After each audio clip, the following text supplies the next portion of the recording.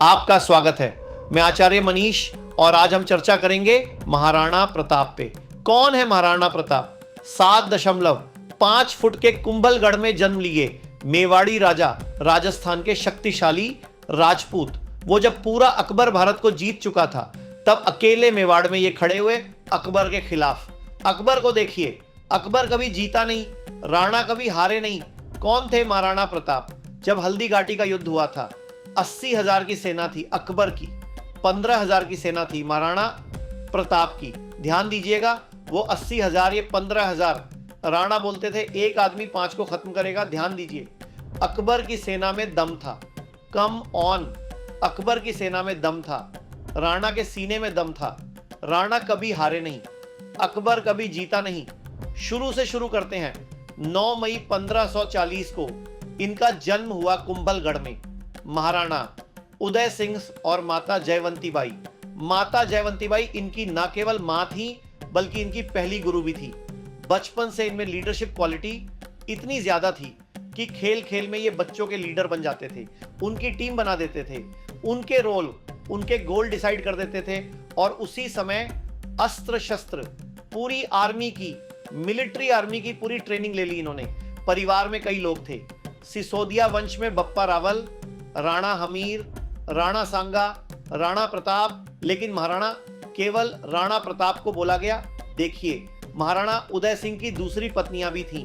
उनमें से एक थी महारानी धीरबाई, जो चाहती थी कि उनका पुत्र जगमाल राजा बन जाए मेवाड़ का, और बाकी पत्नियां चाहती थीं कि उनके बच्चे राजा बन जाएं। ये था परिवार में टूट फूट। अकबर बहुत तेज था, वो जानता था कि बड़ा आसान तरीका है, इन्हीं राजपूतों को आपस में दो, कुछ को अपने साथ ले लो, बाकी को खत्म करना आसान हो जाएगा। वही हुआ, राजपूतों में आपस में लड़ाई हो गई।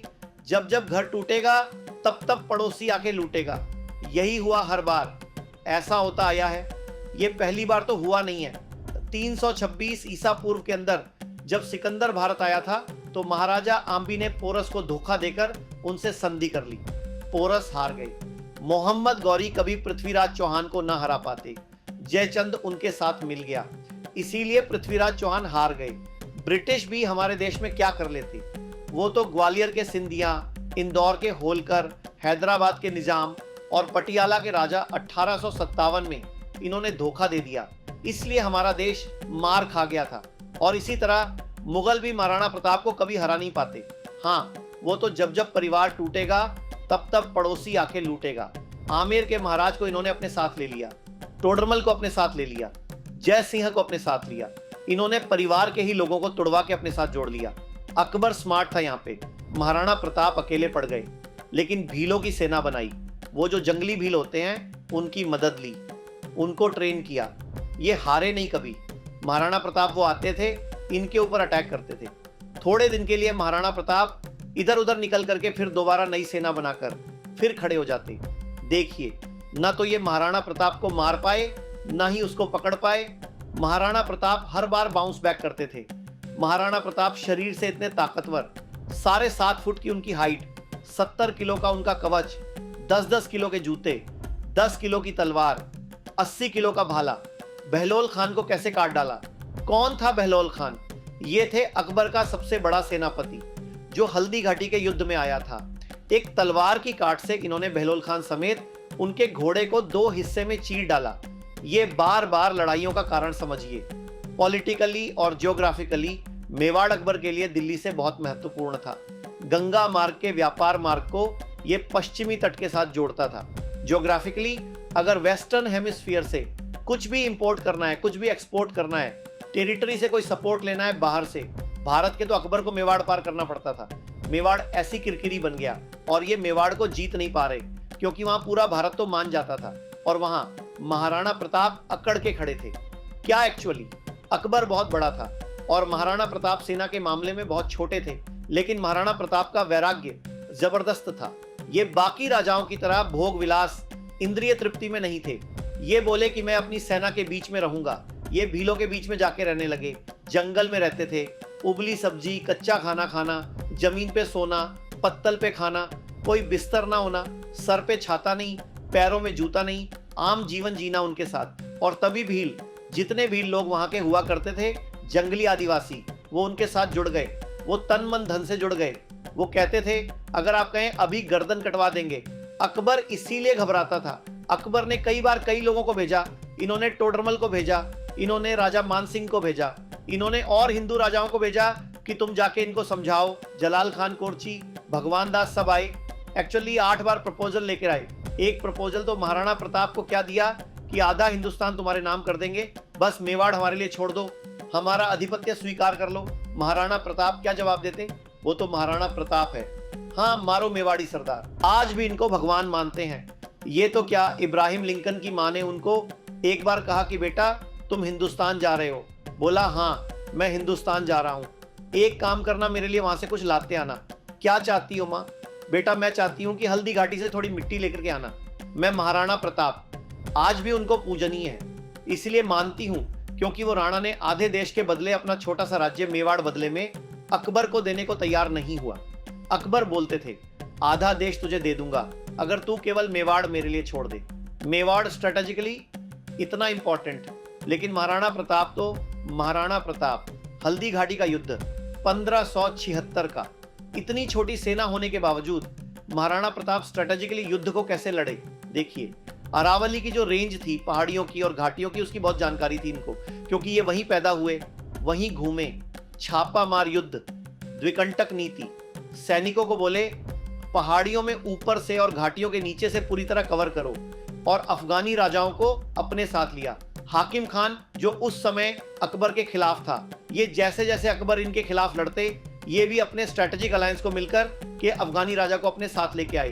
बहुत छोटी सेना के बावजूद अकबर के छक्के छुड़ा दिए।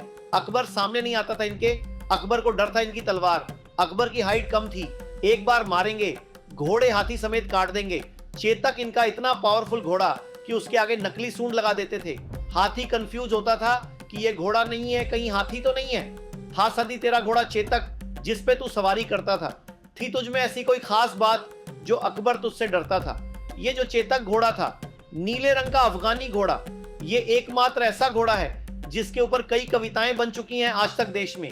चेतक, इसको अपने पुत्र से ज्यादा प्रेम करते थे महाराणा प्रताप। वो युद्ध के दौरान उन दिनों हाथी की सूंड के आगे तलवारें लगी होती थीं।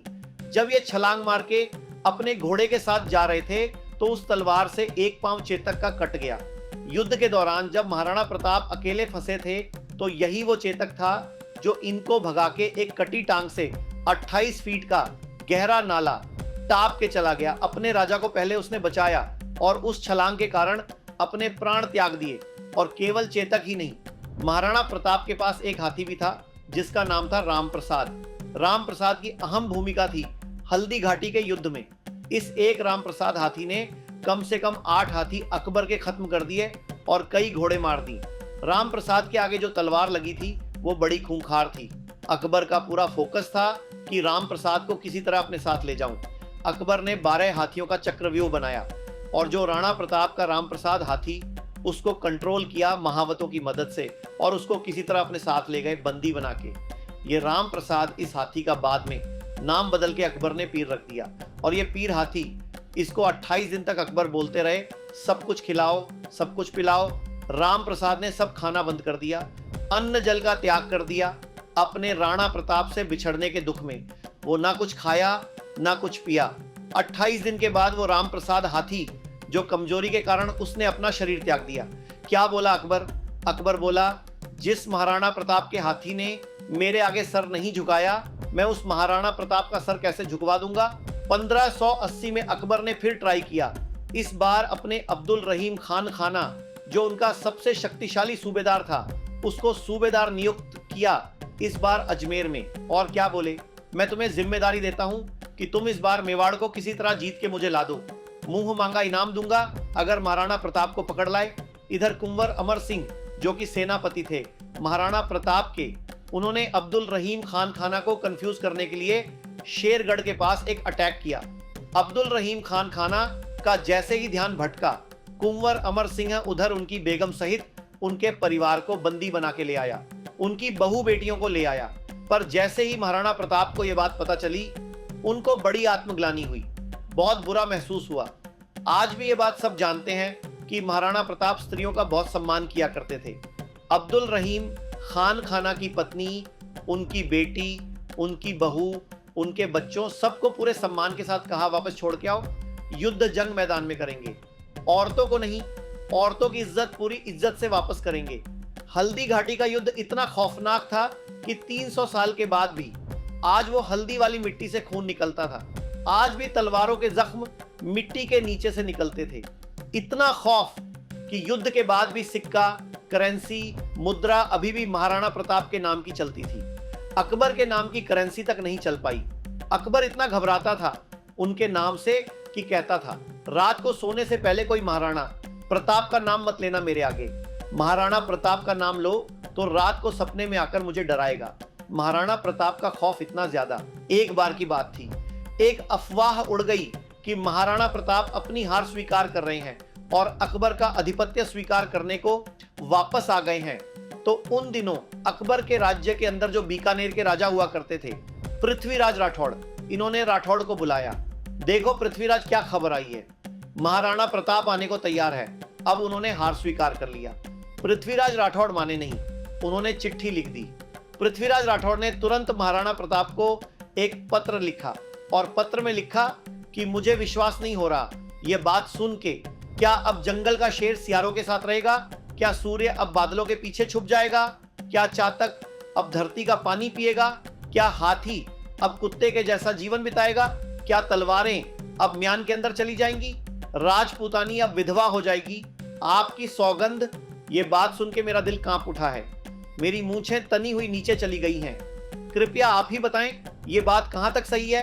पृथ्वीराज राठौड़ का पत्र पढ़ते ही महाराणा प्रताप की आंखें क्रोध से लाल हो उठी।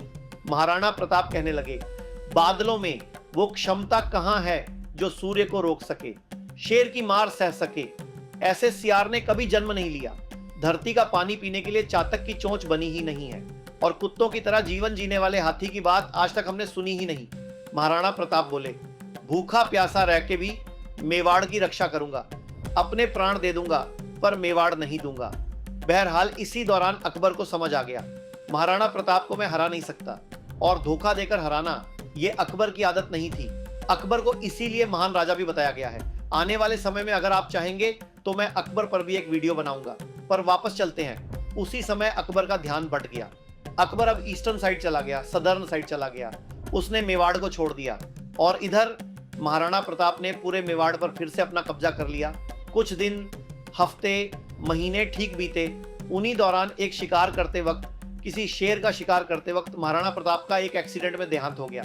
उनकी मृत्यु हो गई। ये बात जब अकबर को पता लगी, अकबर एक ऐसा राजा था जो अपने शत्रु प्रताप की मृत्यु पर बहुत रोया और चिट्ठी लिखकर बोला कि महाराणा प्रताप एक बड़े शक्तिशाली, बड़े मेधावी और ऐसे राजा थे जिन्होंने अपने गौरव को कभी झुकने नहीं दिया और मुझे एक बात का दुख रहेगा, मैं जीवन भर महाराणा प्रताप को कभी हरा नहीं सका। ध्यान दीजिएगा, लेसन्स में लर्निंग बहुत सारी हो सकती है, पर महाराणा प्रताप को इतना संघर्ष इसीलिए करना पड़ा क्योंकि आपस में राजपूतों की कभी बनी नहीं। ध्यान दीजिएगा, जब जब घर टूटेगा आपका पड़ोसी आपको लूटेगा। सिंपल सी बात है साहब। जब जब भारत बंटा है तब तब भारत टूटा है। महाराणा प्रताप, अकबर कभी जीता नहीं, प्रताप कभी हारे नहीं। अकबर की सेना में दम था, प्रताप के सीने में दम था। मेरे साथ जुड़े रहने के लिए चैनल को सब्सक्राइब करके वीडियो को लाइक और शेयर करें। बहुत बहुत शुक्रिया।